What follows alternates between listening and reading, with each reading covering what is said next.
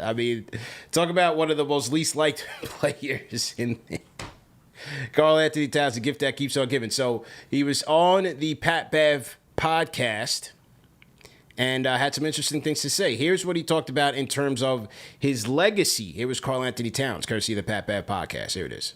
I cut you off. So as far as where you fit in with the bigs in today's game. I mean, I just feel like I'm gonna put it like this. I feel like when my time's up and I retire and I put the shoes up and I say, you know what, Pat, me, the kids and the wife, we gonna head out to the sunset and enjoy life. I feel like there's gonna be people who are gonna say, you know, that I changed the game, and I'm gonna be very appreciative of that. That's gangster. Everything's up for stipulation, and you know what I like to say is that no matter when this is all over, that there's gonna be kids coming up saying that they're gonna be able to play a different way because I played in NBA and did it a different way. All right, it's Karl Anthony Towns. Listen, man, I like the ambition, right? We should all aspire to be the greatest and the people that change the game. We should all aspire to. I like that. I like that mindset from Towns. Now, in reality, will he go down as a big that changes the game? No. There have been plenty of three-point shooting bigs before Karl Anthony Towns. There will be more after.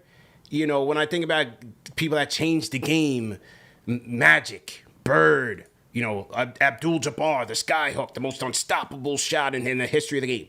You know, Will Chamberlain, LeBron James, right? Like Kobe, Shaq, you know, Elijah, like the people that you know, Steph Curry. Look at how we're Dirk. Look at how we're treating the 3-pointer now with Steph Curry. Yeah, Look at how acceptable 40-footers have become in the NBA now. Yeah, I mean, when you think about Dirk, he was one of those prototypical, like, yo, he's a power forward, sometimes center that could really stretch the floor, man. Yeah. So Cat ain't gonna be changing the league, man. He's not. I like the confidence, sure. Yeah, I like the confidence. But you have to be real with yourself, man. You have to be real. This is not real to me. This is like, to say that for everyone to hear just sounds like what you said about Mannix. You know, some people are just putting stuff out there just to be heard. Right. That is it, man. And back to Beal. Shams is reporting that the Knicks and Kings have joined the Heat and Bucks. So there it is. The Knicks and Kings have joined the Heat and Bucks. Expected to be in the competition for Bradley Beal should he become available. So there we go. We have our 4 teams. And we listed them. We listed them. I'm going back to it. Now we went through the trade scenarios. So I'm going back to it. Heat, Bucks, Knicks, Kings. Top 4. That's where I'm going with it.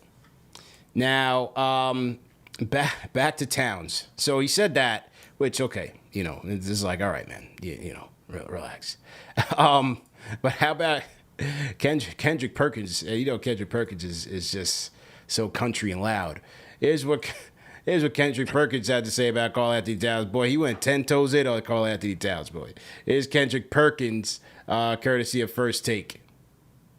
How can you change the game when at times we don't even know you exist? Okay, damn. So that's the first thing. Second of all, I mean, sometimes that was aggressive. You know, I feel like with Karl Anthony Towns, like, just stop with the interviews at this point, bro. And who are the people that are gonna say that you actually changed the game? You haven't done it yet. All I want for Cat is just to put in the time to be great, dog. That's all, KP.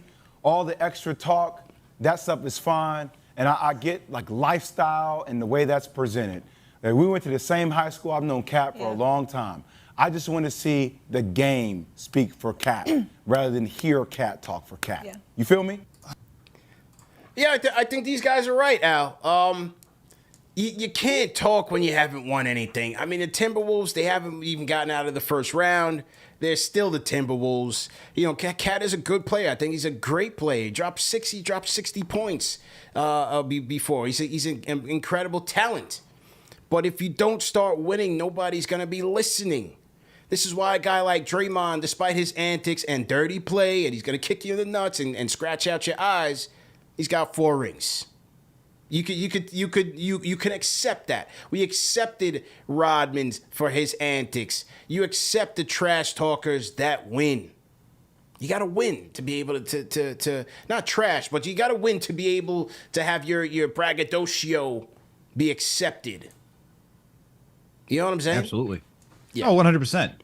And Cat falls into the lines of like Dylan Brooks, man. You're doing a lot of talking, but not a lot of production. That's right. Someone call the police because Perk caught a body with that statement. Yeah. Big Perk, man. Big Perk was but he's so right, man. Yeah. Because Cat hasn't done anything, man. Yeah. Like he really hasn't. Most of his time in the league has been underwhelming from a winning standpoint. And it's, we talked about Imani Bates, right? On last night's show with Rafael Barlow. And he talks about, you put up the numbers, but you're going to be questioned, can you do that in a winning environment? Yeah. Cat has the same question marks, man. Right. Put up numbers, has the personal accolades. But personal accolades only mean so much when it doesn't transpire to the postseason. Not a lot of winning. I mean, Cat shouldn't really do any talking, especially after this season, because the Timberwolves looked better when he was off the court. Yeah. This is where you like the confidence, but it goes from confidence to that borderline of cocky and delusional, where you also have to be real, like, where's my place in the whole hierarchy of the league right now? What have I done to really give myself that much credit to talk like that? True story. True indeed, man. Now here's the other comment. This is the one that really set the social media world ablaze. Here's Karl Anthony Towns, not so impressed with the world champion Denver Nuggets, man. Here it is again, courtesy of the Pat Bev Podcast. So to everybody in the chat, hit that thumbs up button for you boys. I don't care how you say it. Like, it was a reason the Denver Nuggets won a championship. I just played them in the playoffs, bro. They was telling us our plays. They were like, all right, yo, they weren't even talking. Ball right to an area, and the person was just randomly right there. I'm like, how is this possible? But they also was one of the things that, like, you see, it was more special what we did in Minnesota because we had like a month, and then we had training camp, and it was like, you better figure it all out right now, and we really figured it out quick. Yeah. Think about it. They had what?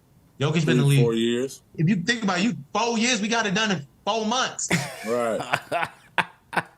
What exactly does getting it done mean?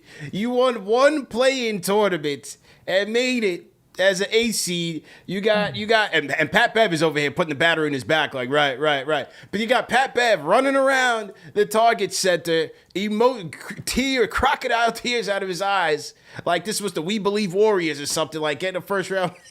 Bro, I mean the levels of delusion. It's unmatched. I mean, talk about setting the bar low. This guy says our play-in win, because we came together in 4 months, is more impressive than going through an 82-game season, winning the first round, the second round, the conference finals, and the championship. You can't make it up.